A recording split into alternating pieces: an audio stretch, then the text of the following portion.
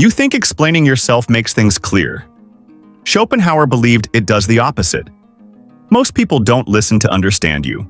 They listen to measure you, judge you, and decide how much power they have over you. The moment you start explaining, you place yourself below their judgment. Not because you're wrong, but because humans are driven by desire, not reason. And desire doesn't want truth.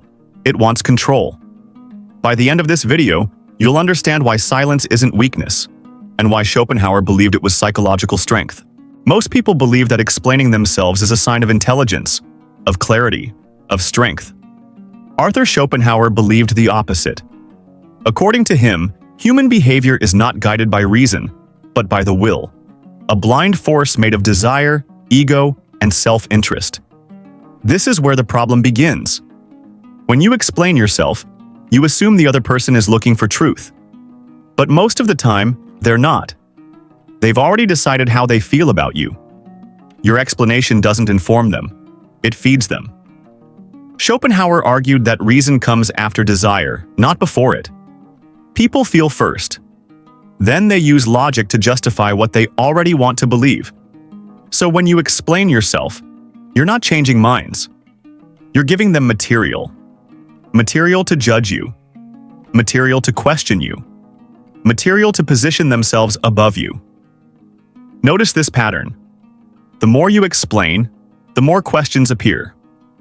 Not because they want clarity, but because your justification places you on trial. Schopenhauer saw this as a subtle power shift. The moment you feel the need to explain, you've already accepted their authority to judge you. Silence, on the other hand, denies that authority. It doesn't argue. It doesn't defend. It doesn't beg to be understood. And that's why it unsettles people. In the next part, we'll explore why humans crave explanations, and how that craving is rooted in ego, not understanding. To understand why people demand explanations, we need to understand the ego.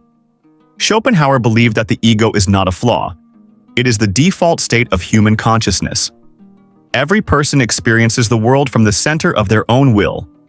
And the ego is always asking one question: where do I stand in relation to you?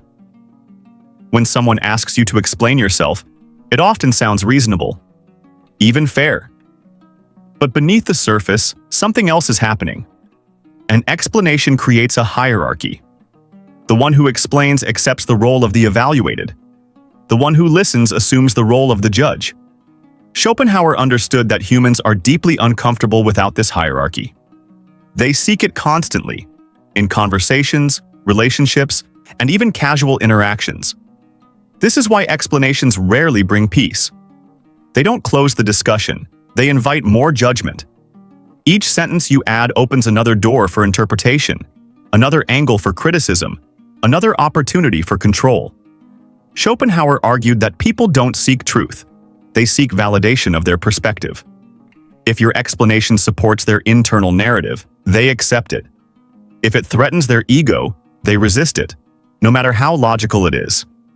This is why over-explaining feels exhausting. You're not speaking to reason. You're negotiating with someone else's self-image. And the ego never wants equality. It wants superiority. So the demand for explanation is rarely about understanding you. It's about positioning you, above them or below them. Silence disrupts this mechanism. It removes the judge's role. It collapses the hierarchy. And when hierarchy disappears, the ego feels threatened. That discomfort you sense when you don't explain yourself? That's not guilt. It's the other person losing control. In the next part, we'll examine why silence feels so uncomfortable and why Schopenhauer believed detachment was the highest form of strength. Silence is more than the absence of words. According to Schopenhauer, it is a form of power. When you stop explaining yourself, you stop participating in someone else's hierarchy. You refuse to feed their judgment, their need to dominate, their ego. This is where detachment begins. Detachment is not coldness. It is not arrogance. It is clarity. It is the awareness that your value does not need approval. It is the understanding that humans are driven by desire, not logic or reason. When someone presses you for explanations, they are not seeking truth. They are seeking leverage. They want to understand you enough to control you, manipulate you, or diminish your power. By remaining silent, you remove the tool they are trying to use against you. Silence is a shield. Silence is a boundary. Silence is a way of saying, "I am not yours to judge." Schopenhauer argued that those who master detachment are less vulnerable to manipulation. They do not react to provocation. They do not feel compelled to justify themselves. They are guided by their own will, not by the whims of others. And here's the paradox. Silence often makes people uncomfortable. The ego craves explanation because it wants control. When you refuse to give it, it perceives weakness. But it is actually strength. The less you explain, the less they can position you in their hierarchy. The more calm you remain, the more powerful you appear. In the final part, we will explore practical ways to apply Schopenhauer's philosophy in everyday life. So your silence becomes not just a strategy, but a habit of psychological power. Now that we understand the philosophy, how do we apply it in real life? First, recognize when you feel the urge to explain yourself. Notice the situations: a criticism at work, a personal argument, or a judgmental comment from a friend.